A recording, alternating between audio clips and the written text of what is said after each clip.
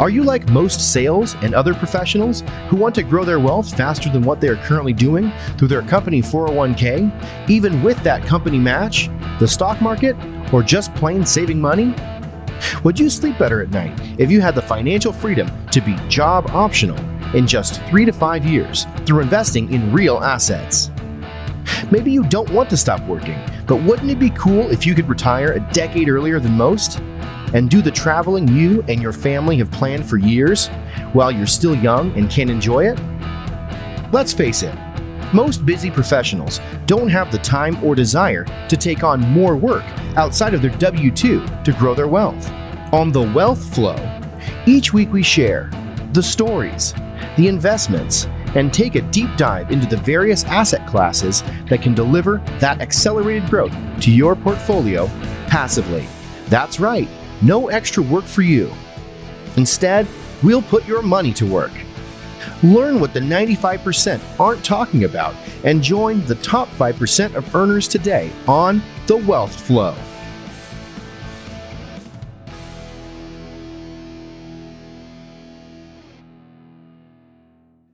Okay, welcome to The Wealth Flow. My guest today is Ginger Faith. Ginger has been a successful real estate investor for 30 years. She is a real estate broker, builder, CEO of Golden Canyon Properties Incorporated, and has flipped over 52 houses, 2 of which were featured on HGTV. She is an Airbnb superhost, a landlady banker. She bought her first large, profitable commercial real estate investment in 1994. She is the founder of Your Wealth Network Meetup Group and the Women's Wealth Network in San Francisco Bay Area, as seen on Fox, CBS, NBC, and Yahoo Finance. Ginger, this is going to be exciting. Welcome to The Wealth Flow. Happy to be here, Keith. Thanks for having me on. Yeah, I'm looking forward to diving into your story. I do always like to start with really just, where did you grow up, though, and what led you to real estate? Well, I was in Pasadena area until I was 12. Then my mom moved out to Boston. And I started in real estate when basically I started listening to Tony Robbins, who told me I could do anything, rah, rah, rah, and right around 1992. And I was listening to these tapes where he was talking about Colonel Sanders and how Colonel Sanders had 1,000 rejections for finally he made it. And I was listening to that inspiring story, and it encouraged me to start a business. And then once I started this business, it was very profitable. I didn't know what to do with the money. So I started trying to figure out, after I bought so many shoes, I couldn't handle it anymore. I had a couple of cars. And so I was like, well, I have to do something more intelligent with this money. So I started, looking into the stock market and mutual funds and all that, and real estate as well. And so I started reading a book, Nothing Down by Robert Allen, who's a big, big guru back in the 80s, 90s. And I liked his way of thinking. I liked his approach. It was very methodical and basically said buy one single family home per year for 10 years. And that's your retirement plan, because you'll pay off the mortgages and then the rents will increase over time. And then you're going to have your retirement savings all taken care of. And I thought, that's a good idea. I can do that. So instead of doing that, I got a little ambitious and I said, well, what if I buy a multifamily house? Then I'll jumpstart it and I won't have to wait 10 years. So I ended up buying a 7,000 square foot Victorian that was an absolute mess, but it had really good bones, had mahogany library and beautiful floors, but the outside looked like a train wreck. It had 3 different colors, it had green, tan, and red. I think every time the hardware store had a sale, the guy would just go and paint a section of the house. Wow. And so it was in a great location, but it was just really a mess. But it had a widow's peak, and I was inspired because I had vision for what I could do with it. And I remember having seen that same house maybe 6 months before and had a for rent sign. And I said, oh my God, who would rent that disgusting house? But then once it was for sale and I thought I could get a deal, and then I started doing the math, all of a sudden it was a very beautiful house. And nobody was talking about value add or anything like that, buy the worst house. And I don't know if I ever read that. I don't even think I did. But it just made sense to me. I'm like, oh, I can put paint on it and I can do this and that. And so that's how I started. And then I got the bug. It was profitable right away. As soon as I painted the outside of it, I had people lining up with applications and I had it rented right away. I was a little bit sloppy with my tenant selection, but luckily I didn't get burned. So it just got, couple weirdos, but not bad. Yeah. And it was profitable right away. And I lived in the main house, which was really pretty, and big floor to ceiling windows, and 8-inch crown molding and molding around the windows. It was really, really cool. And so I was able to take care of it and maintain it, and put some washer dryers. I could collect some extra cash, coin operated laundry. Like, these are things that I just like naturally, hey, where can I make a buck? Where can I make a buck? And so Right. organically. And that's how I started. And where was that first one? Was that in the San Francisco Bay Area or? No, I had moved to the outside Boston. Oh, okay. Okay. Perfect. That was in Massachusetts. Yeah. Yep. So it just needed a little bit of lipstick on the outside, and then just was able to rent it. You didn't have to do any major repairs on the inside? I had, what happened was I had people who were so anxious to be there because now, I didn't say it was a painted lady. It was cream, pink, and purple. And even though my neighbors were in shock because this was puritanical New England, the people who were like, they were really attracted to this little butterfly of a house. It was so pretty, right? So, yeah. So they were so desperate to get in. They were like, just give me some paint and spackle. I'll fix it myself. Nice.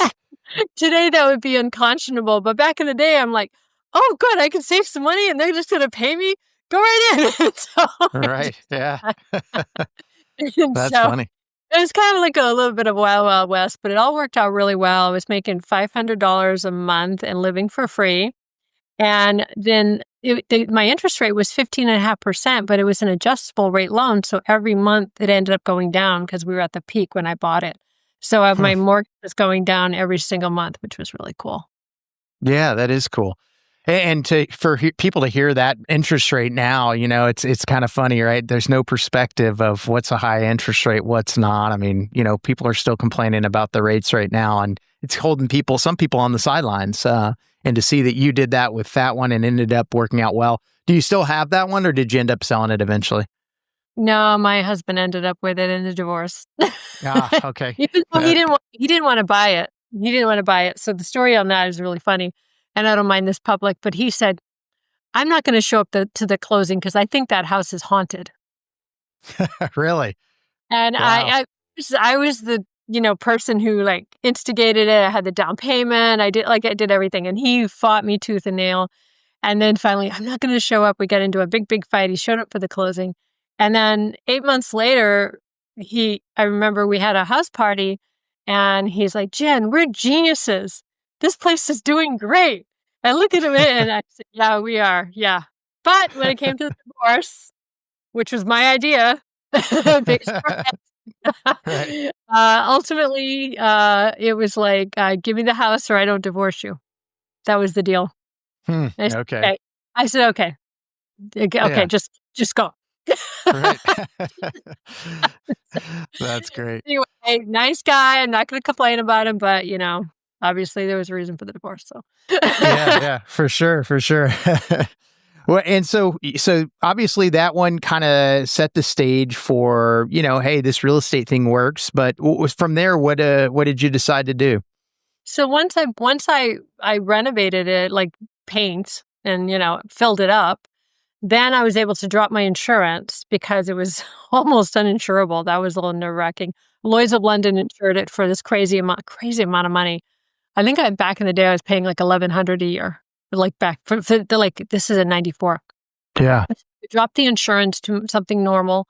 And then I was able to pull money out. And then I found another 6-family in a nice neighborhood. This one wasn't as messed up. It was more like a cookie cutter type of thing. And I rented it really easily. It was in good shape. It didn't need a lot of work. I did a little bit. And then after that, And I don't know, you just kind of get the bug. You're like, oh, this is kind of cool. Little Yeah. Monopoly game, right? And then it's like, oh, I'm making money here, making money there. It was kind of fun. Then I bought a 9-family Yeah. and I got a good deal on a 9-family. And then I bought my first flip in 96. So that's kind of how I started. Okay. That's kind of an unusual, like to start with a little bit of, kind of the multifamily and then go to a single family flip. But Yeah. certainly if it's working, that seems like a natural progression, I guess. Well, okay. So clearly you like doing the flips. And I want to definitely hear about the HGTV side of things, but 52 flips, tell me about that. What? Well, when I moved to California in 2001, I did have sticker shock with the prices. And the reality is, it wasn't even the sticker shock with the prices. It's like, how can I rent this out and make any money? It doesn't work. It worked back east because the numbers worked, right? It's like, Yeah. okay, you buy it for this, you rent it out for the numbers work. Here, even a townhouse was $400,000 when I moved here in 2001. And it's like, okay, and I'm going to rent this out for $1,950 a month plus pay all the expenses. Nothing worked. So I became a mortgage broker for a while as I was like watching the market. And then in '08, when everything crashed, it was kind of a big scramble trying to figure out what to do. But what ended up happening was the values were so suppressed that now there was opportunity to do, number one, flips with REOs and short sales with distress. Now you had actually distressed assets and people were fleeing the market. It's the typical Warren Buffett, dive in when people are fearful, retract, right? So people were aggressive, very aggressive in '01 to up to 6. And I had clients who lost homes. I was mortgage broker, I was their advisor. But some people were very aggressive because the word on the street was it's going to go up forever. Right. For some reason, I have a natural cheapo value person mentality, and I bought my first home like much lower than it was going for. It was a distress sale, and so when I look at the numbers and it doesn't work, I'm like, well, why am I going to invest in this? So I didn't do anything except I became a mortgage broker, and I got my sea legs in the California market in 2001 to 2007. My first flip was 2009. Okay. Which moved me because to me, it was like common sense. And people were like banking on the equity, which that does ultimately, equity makes you the big money, the wealth, right? Right. But in the meantime, for me, it had to cash flow for it to make sense. Otherwise, I wasn't going to get involved. Yeah, no, it makes total sense. The equity part of it is nice, but at some point it's got to make a business sense to hold on to while you're waiting for that appreciation and the equity that you're going to earn. If you can hold a negative cash flow, I don't necessarily discourage it if you have a master plan and if you really know what the direction is, right? It's not about, to write a check for a couple $100. It's money in the bank if it's growing exponentially like it does in California. Yeah. However, when things were going to the point where it was ballistic, it didn't make any sense whatsoever. For me, I couldn't wrap my head around it. Especially, I was a mortgage broker. I knew what kind of loans were out there. Right. These neg-am loans, and they freaked me out. When I first saw a neg-am loan, in 2001, I went, "What the heck? What idiot would buy?" I like freaked out because I'm again being conservative. But then I end up selling them. But I knew what I was doing, and I laid everything out for everybody. Here's what's going on, and here's what and you might want to change this in a couple of years. You don't want to bank. I was very conservative even when I was selling the neg-am loans, and some of them worked for people. They literally did work. I had a client who had a neg-am loan with World Savings back in the day for 25 years till she sold her house. It was crazy. She refinanced every 3 years. And she wasn't crazy. She was very conservative with it, but she would capitalize on it and she would refinance it when the value was higher and the value was higher and the value was higher. And she sold it, I think, right before the crash. She had it for years and years and years. So nothing is like bad or good. It just has to be looked at intelligently, right? And so that's where I end up with that. So. Yeah, no, I think that's a good point. And I agree. Going through 2007, 2008, I was a real estate broker, so I was on the other side of I guess that coin. But there everything got a bad rap. The stated income loans, the 80/20, that where you didn't have to have anything down.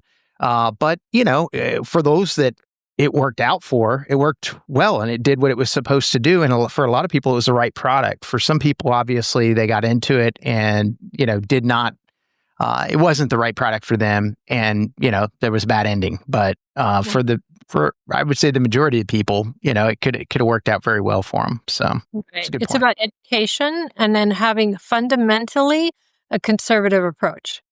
Yeah, Right. If you have a neg am loan, but you've got a bunch of cash in the bank and you've got, and your income is not interrupted, there's so many, every single person has a whole array of different circumstances. And that was part of the fun about being a mortgage broker, is taking all these puzzle pieces and putting it together in a way that really made sense for the person, where they could sleep at night and they were growing their portfolio.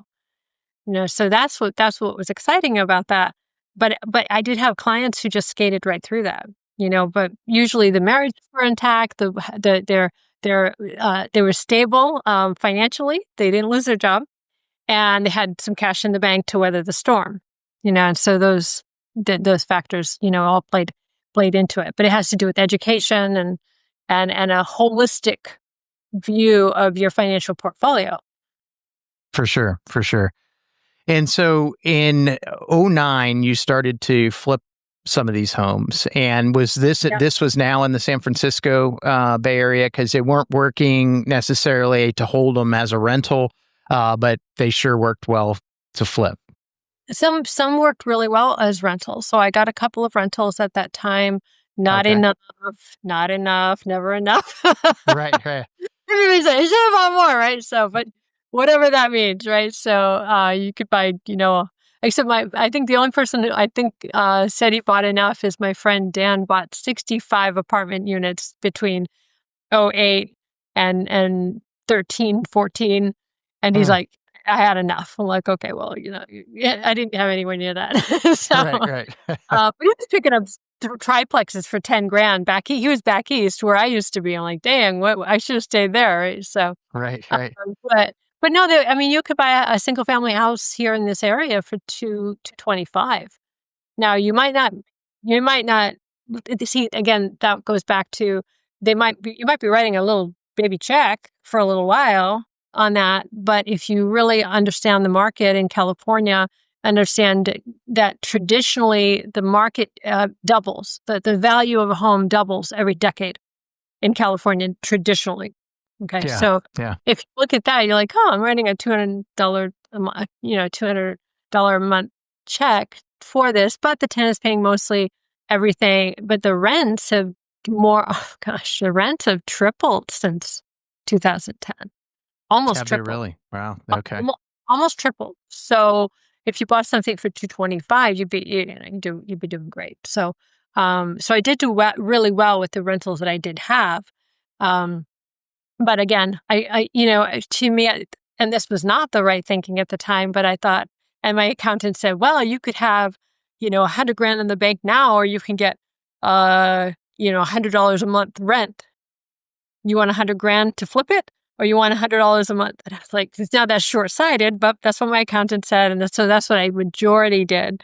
Right. Yeah. So it was 52 homes that I did around that. It's more now, but around that time, I was doing about 52 at the time.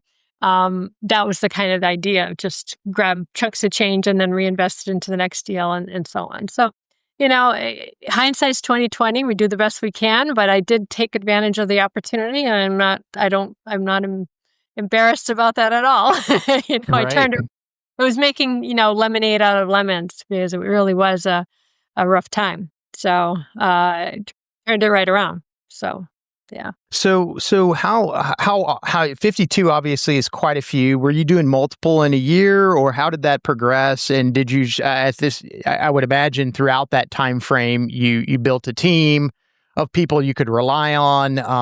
You had experience on what you were looking for. So Tell us a little bit about that. And I guess one follow-up question to that is just, was that all still in the San Francisco, kind of the Bay Area? Everything was in the Bay Area. I had no interest or need to go outside because there was extreme opportunity here. So basically, I built up a team very, very quickly, and luckily, I got a good team quickly. Because sometimes I didn't have a lot of time. I knew I had a very compressed time. That much I knew. So I basically didn't sleep for 5 or 6 years. But I knew I had this little window to really capitalize on the market at the time. So I got the best team that I possibly could. I had a short sale mitigator that I worked with. I had an assistant. I had an REO person. I had like just a quick team, and then we just churned, and I worked like crazy. And but it worked out really well. So what was the other question about that? Quick team, good team, solid team, people I could trust, worked really hard, and we really capitalized on that market. And I'm grateful. I suppose I could have done better if I had more skills, if I had more, but I didn't know anything about short sales. I didn't know anything about REOs. I had no experience. So considering that I did capitalize on it, I learned how to deal with this like on the fly because the time was really compressed. Like, okay, it's like go time. Okay, how do I do this? I don't know. Let me figure it out. And it was like a lot of fast study to learn, how to do that. And then getting teams together of the contractors. Lucky I got good contractors. I could have got bozos, but at the time, some of the guys at that time were out of work for a while because of the crash. There was no work. And so by my giving them work, it was a benefit. So I got top quality as well. It was good. A little bit of luck, and timing. But, they say, what do they say? The harder I work, the luckier I get. Yeah, right? That's right. Yeah. Right. So, the timing was that the contractors were not in super demand. So I was benefiting them. They were benefiting me, so it ended up working out really, really well. So how many were you doing like in a year? Like what, and I guess how long did you flip homes? Are you still flipping or? I did about 10 a year, which is not gangbusters. So you got guys who are like way beyond that. Right. So, but that, that's fine. My first was December of 2009, so figure 10, which the bottom of the market was July of 2009. Okay, that was the bottom of the market. That's when, if you look at, because I did day trading for a while and I learned about stock charts and historical charts. And that's when Warren Buffett got back into the market. He had pulled out a lot earlier. So he's like the oracle. Right. So he comes in July of 2009. And then my first flip was December of 2009. I was working on it since from May. It was a short sale. And I made a little bit of that, not a lot, but it's okay because I learned the system. And I was happy with that. Like if I make a couple bucks and I learn a system that I can duplicate, I'm good. Right. So that's what happened. So 2009, and then it was probably about 10 a year, maybe 12 a year. So it wasn't crazy, but short sales were really slow. REOs were very competitive. They started becoming very competitive at the courthouse step. So for me, I was busier than I could possibly imagine. So I was fine with that. And the other thing is I was really helping people. Once I understood the value of short sales and what it really does. I mean, I had clients who would come to me with a short sale, with a situation they didn't know what to do. They were upside down, lost their job, lost their wife, all that. And when we unpacked it and we end up short selling it, I would pull their credit 6 months later. And if everything else was normal, their credit was back up to 700. This happened several times because I was still a mortgage broker. So I could pull their credit and say, hey, we can get you back into a house now. Yeah. Yeah. So I was consulting with people, and then some people, weren't, short sale worthy or whatever. So I wasn't just flipping. I was consulting, I was helping, I was doing loan mods, I was doing everything. But the flipping was something that was very much present with me at the time. So, but I was at my max, so I'm okay. Okay. I'm okay with the 10 a year. I was like, it was fine. 10 a year is a lot, right? I mean, I know there are definitely people that do more than that, but I mean, that is a lot of flipping in 1 year. So that's great. Yeah, and that's cool. That's actually the house we're in now is a short sale. Same thing. I helped them, which ended up actually helping us quite a bit as well. But it was nice. Um, so tell me how. Okay, so where did this lead into two flips being featured on HGTV? Got to tell me that story. Well, nothing in the 52. None of those were in Okay. HG. These were later. These were later. Okay. I didn't completely stop, right? I did day trading for a while, thinking it would be less stressful than real estate, but it wasn't true. It was more stressful. So I got back into real estate and I started flipping again and doing, I have my broker and mortgage broker license. So I just kind of started getting back involved. And I did a beautiful, beautiful property in Stockton, California. And Stockton is considered like a negative place, and it has some really yucky parts, but it has some it was a very, very wealthy city. And there are some places that they just have these beautiful mansions and like George Washington estates. And so I bought a property in distress. It was all brick, and it was on North Country Club Boulevard. So it was a really Huh. nice, really shishy area where all interesting homes. And Yeah. so we did a full clean out, and we actually power washed it from the inside because the entire thing was brick. So it was crazy. I've never done that before, right? So you Yeah. do Yeah. wood floor, it had brick floor, everything was brick, but it was really had a cool layout. And we ended up doing a really neat job on it, and it got featured on a House Hunters. And it was like the highest end of the three. They were picking, so with House Hunters, they have three houses they pick, and ours was the highest one. However, like the fancy one, right? But unfortunately, HGTV dummied down my house.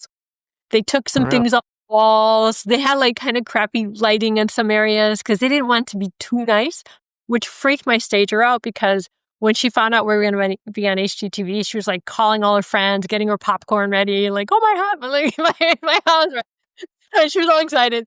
And then she's like, oh, they took down my stuff. And then, so it was cool, but it was like, it wasn't as exciting as we thought it was going to be. And it was my house, but it wasn't me. Because they had the buyers had a realtor. Okay. Okay. And then the second one was a similar situation.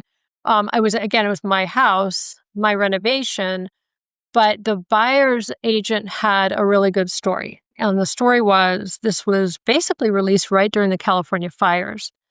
And the couple were firefighters. And they were same-sex firefighters who had a little child, and they were buying my house.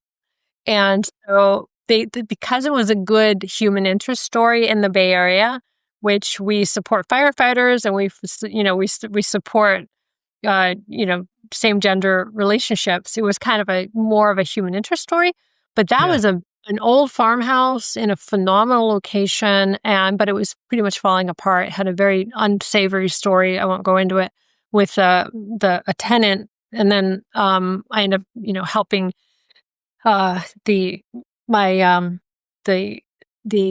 my client. So it wasn't like I bought it and flipped it. I was the realtor and the renovator because she knew both, right? So I helped her out, bailed her out of a situation. She had moved out of state, and the tenants took over and trashed it. So, but we did a beautiful farmhouse style inside, with the classic subway and the open shelving at the time, which was really cool. Which is not that long ago, but now open shelving's out. But it was a really neat project, and it ended up beautiful, and they were super happy. And so again, the realtor was who represented the buyers were showing my house. Same thing. So I have to be calling HGTV and see how I could be on the spotlight, but I Right. never do that. I was just doing my work, and then I got, like, okay, they like my work. Okay, cool. So Yeah. No, that's great.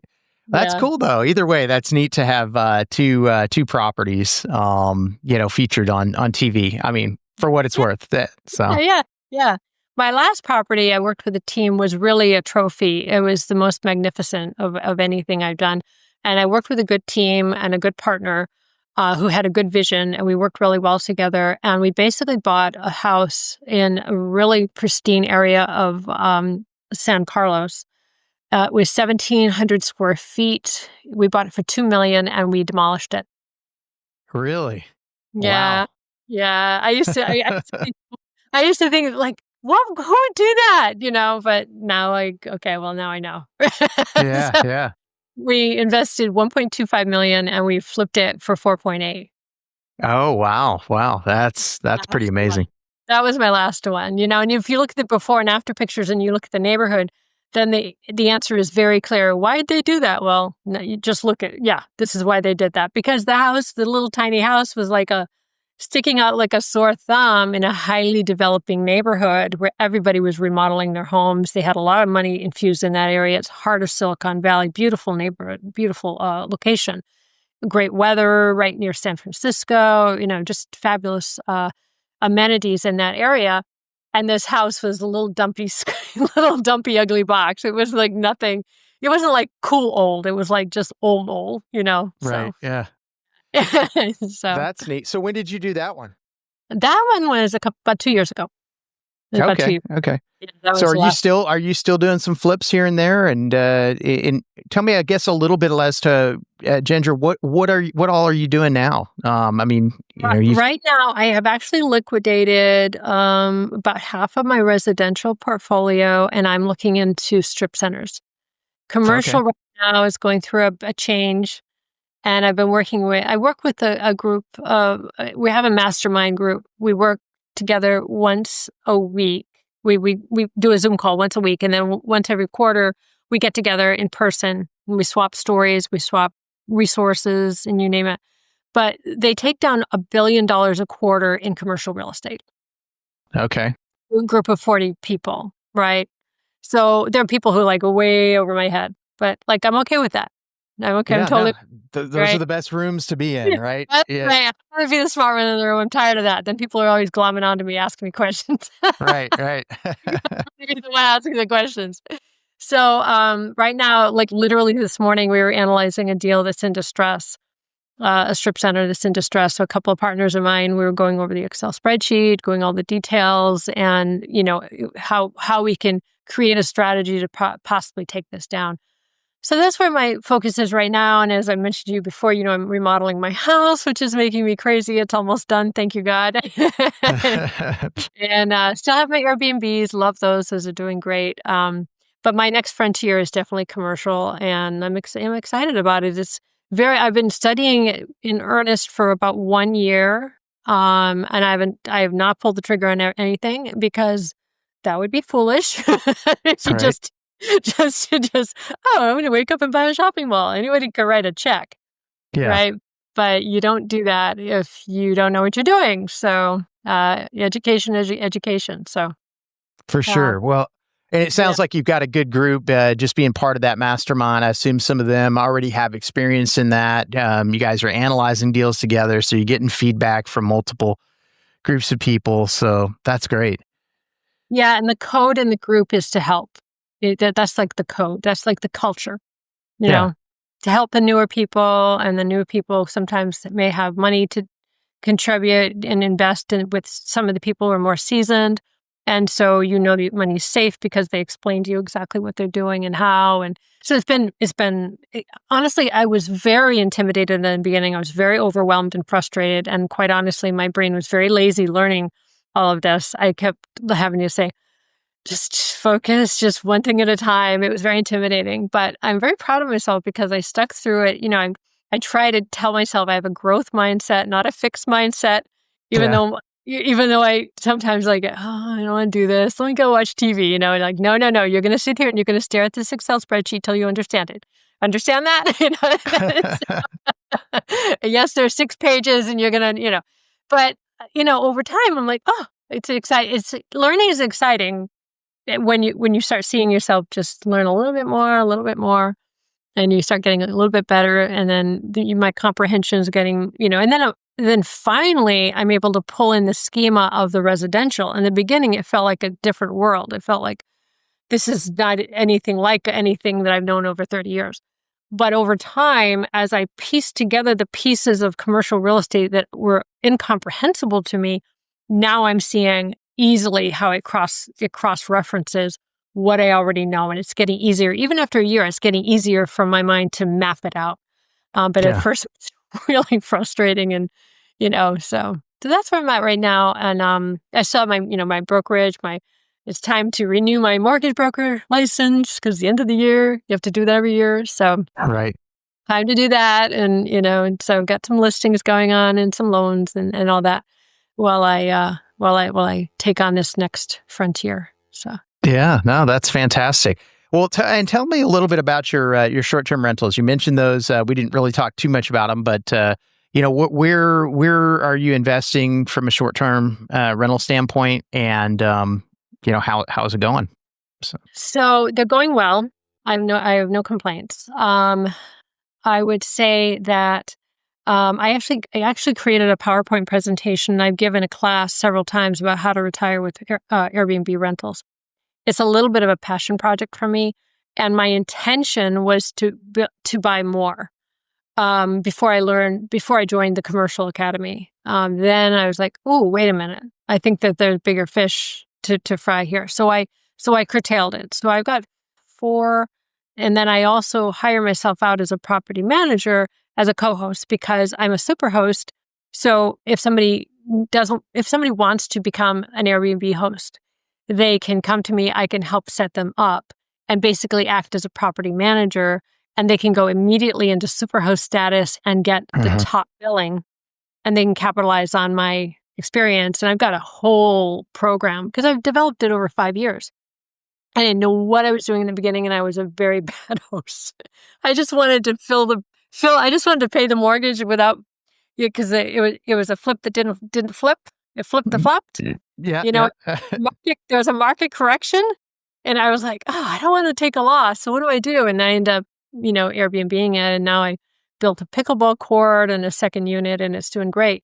But over that time, I learned what to do, what not to do, and so I honed a beautiful system because I was passionate about it for years, and I love decorating, and that was so much fun. So now I help people who want. I've got 3 people who just said, hey. I have, they work for Apple. Like, they're just like too busy. They're like, I have a couple houses. You want to Airbnb them? Yep. So I'm doing that as well. So there's so many great podcasts online, in learning how to do that. But it's basically the numbers. It's a little bit scary because you don't always know exactly what you're going to make. You just kind of squint eye it based on AirDNA and Mashvisor, and you have to run the comparables. There's a whole system to where to buy, So one of my properties I bought outside of California in Cleveland Heights, Ohio, which is doing really well. And then outside of near Sacramento, the properties are a little bit better value. The numbers work a little bit better. But I have a client who's here, and they're doing really well, but they've had the house for a while, and they have a low mortgage, so that helps. Yeah. So I would say if somebody wants to get involved with Airbnb, just dive into the resources. I should do a video. I have one video on my YouTube channel about how to retire with Airbnb, but then I have so much more advanced since then. That was like a baseline of how to like save money on furniture and stuff like that. Stuff like I love that. I love high end looks for like bargain basement prices. That like juices me. But I have a new one where I do all of the analytics and the Mashvisor, the AirDNA, that like all of that, and so that's really, really interesting stuff. But you can literally go across the country if you got a good team. You can make money anywhere. Now you couldn't do that 20 years ago, but today you can. So That's be right. open. Be open to what's going on now, right? Just learn. Yeah, and so, gosh, a lot there, and you still, you're not slowing down. If anything, I think you're maybe speeding up a little bit. It looks like with the commercial academy, and with these strip centers and everything that you've got. So over 30 years, like, tell me a little bit about maybe some of the various lessons that you've learned. And, I always like to ask, what advice you'd give somebody who's maybe just starting out, but maybe it's not that. Maybe it's somebody who's, maybe they're looking towards retirement. They're thinking, gee, I don't know if I'm going to be able to do this as quickly as possible. What are just some advice maybe that you can give people that you've learned over the years? Well, there's two very different categories of people, right? Person starting out is one piece of advice, like someone who's young, they got all the time on their hands. Someone who's ready for retirement, and their bank book isn't, the bank balance is not looking as good as they had hoped. Yeah. I think the financial strategies that I've read on the media, I think a lot of them are just garbage. Just save more money. Like really, I'm 55 years old. I'm going to just save another 20. I don't know, like $2,000 a month. I'm like, well, how's that going to happen? My advice to anybody who's later in life and their bank balance isn't looking good is to seriously look into real estate. But I would honestly have them look into commercial real estate, and I would direct them to the Commercial Academy. Yeah. And anybody can just reach out to me, Ginger Crystal Faith. I'll tell you all about it. Because I have two friends who, one of them was doing okay, fine, but she was a W-2 employee with her husband, he also W-2 employee. And 5 years ago, they were just, to their 401k, that's all they had. They joined the Commercial Academy, and they're a good team, and they own 8 shopping centers today. And they're all cash flowing. I have another girlfriend who she did well, but not really well. Not like financial orbit well. Just she's well, like kind of plugged along, but she got ambitious. She had a specific dream. She wanted to buy a ranch, and she wanted to do organic farming, and she wanted to have enough money she didn't have to worry about it anymore. And she was one of my these two are some of my best friends. So I know their stories intimately because I knew them when they started. Yeah. And they started, and she bought a 52 unit apartment complex in major distress. Now, it took her like 2 years to find it. She was hunting. It took her 2 years to find something. But she found the diamond in the rough. They flipped it, and she sold it for multiple 7 figures within 2 years. Very nice. Yeah. Or she could figure out a way to get another $2,000 a month into her financial planner's account. Right. Right. So the concept, back when Donald Trump was popular, he said, if you have to think big. Right. And it's still a thought. Think big. And at the time I was like, what does that mean? Think big. Well, now I get it. Think big means think big. It's like 52 units, not a single family. That's big, thinking bigger. Now, do you want to buy a skyscraper? Probably not if you're just starting. But, so you need an education. You need a team around you to support you. There's a lot of sharks in real estate. It's the reality. And the bigger the numbers, the bigger the sharks. And the sharper.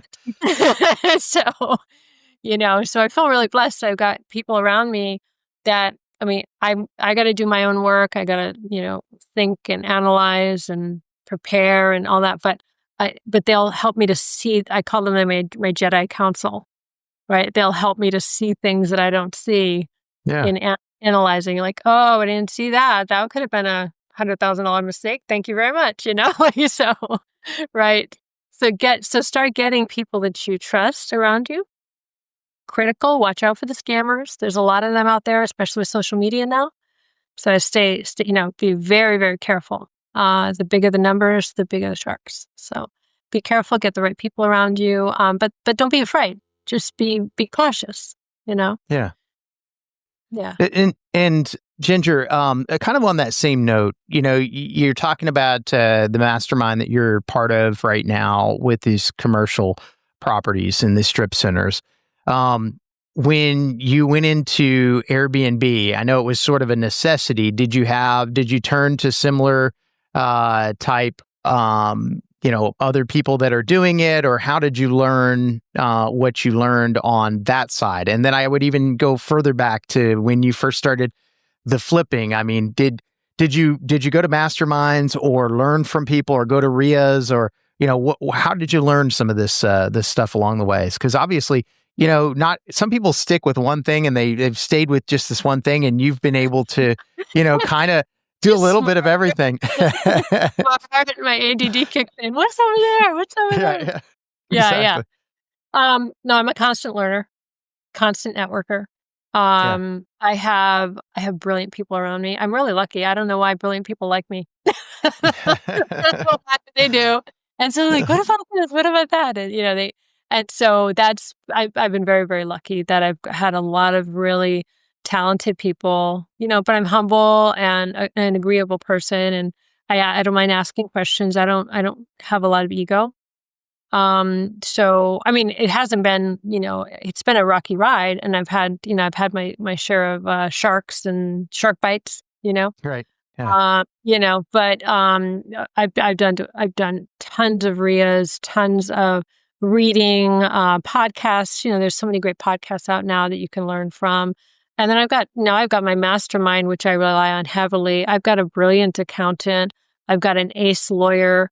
But in different areas, you need different lawyers for other geographic areas. But absolutely, I've been very, very blessed to have really, really smart people. I've got great contractors who are honest. That doesn't always happen, For sure. Yeah. I know. I know. So yeah, I've been very, very lucky. But yeah, network, add value, whatever that is. If whatever that is, add whatever value. Be the best person that you possibly can. Show up to the table as the best you, whether that's curious, have energy, spunk. Some of the older guys and gals who've been around a while, they like somebody with spunk and ambition. Yeah. And so just show up with the best you as often as you can, and be helpful, and then forge your path. Bring things to the table of value. For example, the deal that I'm right now, I'm in the middle of so many things, but I took the time to research some deals with this little window of opportunity I had.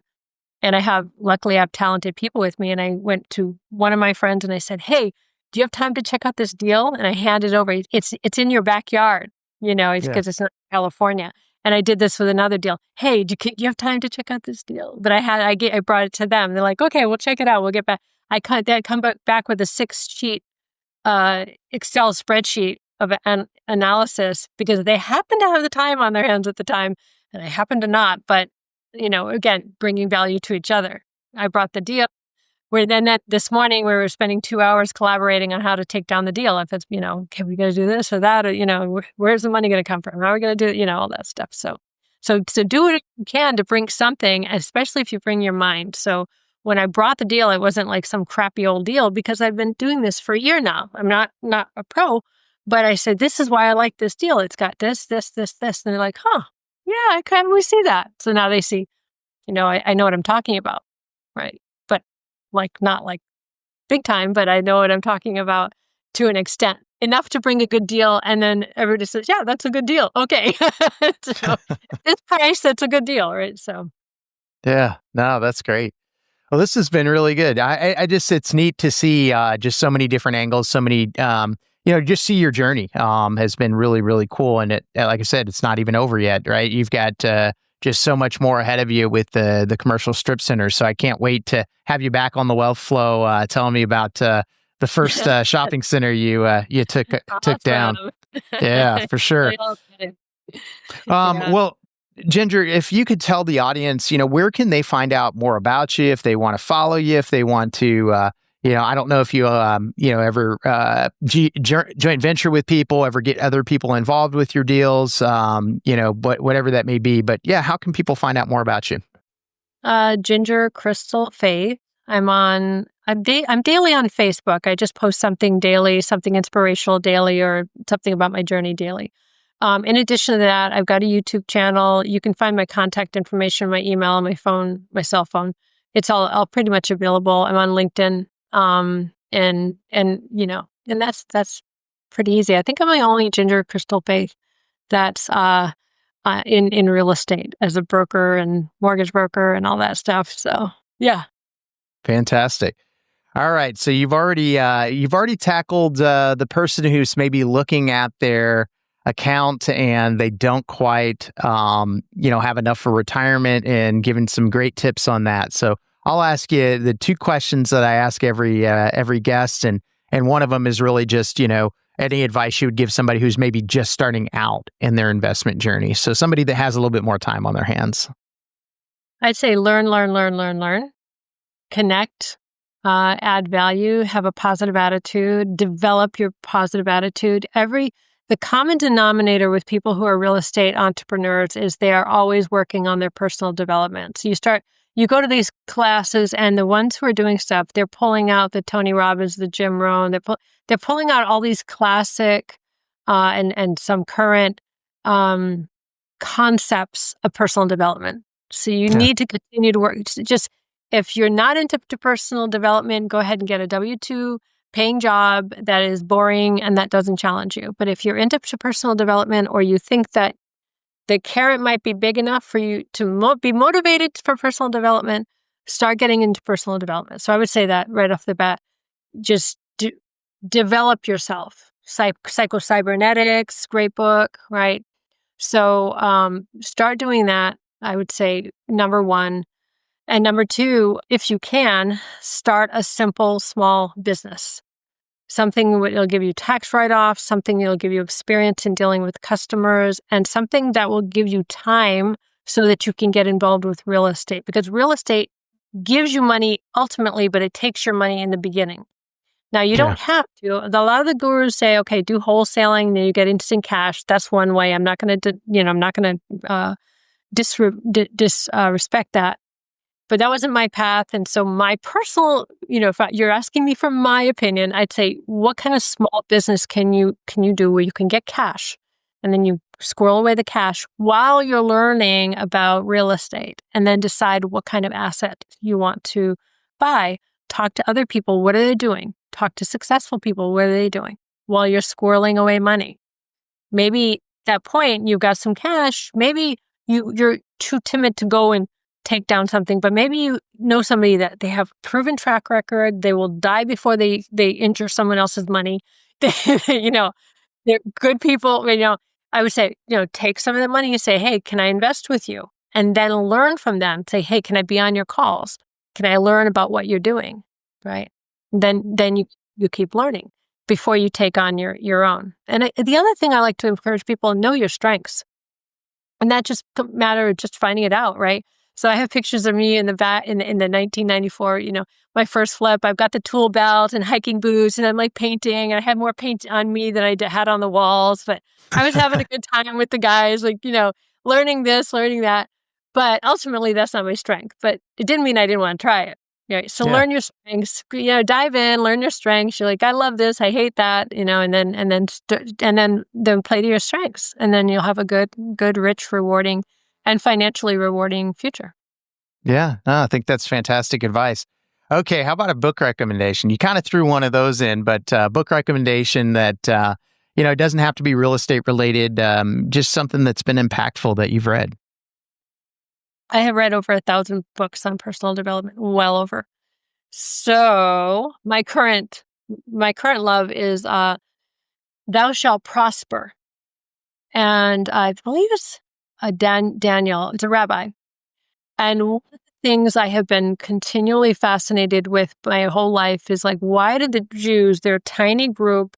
They're oppressed from every angle. Why you could plop them anywhere and they explode with success? Being oppressed. Why? And they're successful. They love their families. And they make a lot of money. And a lot of people make jokes about them. And there's a lot of anti-Semitism, which I think is completely unwarranted, but that's my own personal opinion. But it's Tony Robbins says success leaves clues. So when I look at the Jewish community, I say, well, okay, what are they doing?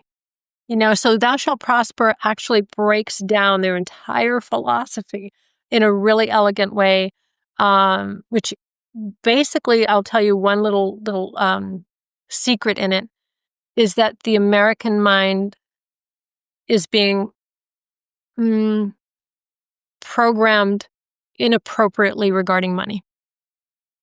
Yeah, I'll say it. Okay. That's a benign way of saying it. Okay. That way of saying is people are being brainwashed into poverty. Yeah. A little more aggressive, but I think it's important, stand guard at the door of your mind. This is so critical. And it's an everyday process. It's something that we live with. But I do believe when I hear people talk who are not in my, in wealthy, they have a different way of speaking about money. They have thinking about money. It's a different orientation. So I love that book. I'm halfway done. And what's strange, coincidental, if you believe in universal coincidences, which I do, I was on a quick trip. I had the book with me. I bumped into a very well-off Jewish merchant, and we happened to have an amazing conversation. And I told him, "Oh, I'm reading this book. It's all about you guys." Yeah. and it was amazing. Now he's become one of my dearest friends. This was just 2 months ago. Oh, wow. Yeah. I was so fascinated. I'm like, what about this? And I'm like, oh, no. And everything he thought about, everything was like a mirror of the book, which is so fascinating to me that I was like absorbed with this book. And then I met somebody, and then he introduced me to his synagogue and to a number of people. And I had wonderful connections with many beautiful people by that invitation. And I know nothing about that culture at all. But I was open, I was fascinated, I was in a positive vibe around them, and then the universe opened up that connection, and I just think that's how the world works, right? No, for sure. Yeah. That was pretty fun. Yeah, that's awesome. Well, this has been really cool. I appreciate it, Ginger, and loved hearing about your story. And I think great book recommendation. I got that. That is a new one for me. I asked this for the audience, but I really ask it to figure out what's the next book I'm going to tackle. So I've got it. I'll check that one out next. So thank you so much for being a guest on The Wealth Flow. This has been great. Okay, thanks, Keith. Good to be here. Thanks, Ginger. Being that you're still here, I trust you found value in this episode. I personally wish I would have known these guests and strategies when I started my wealth creation journey. Go to wealthflow.capital to subscribe to our newsletter. And as a free gift, we will send you our quarterly market report and the top 10 things to look for in an investment opportunity. Take a minute to give our show a rating and review. Help us reach 1 million professionals by subscribing and sharing this episode with someone you know who could also find value in it.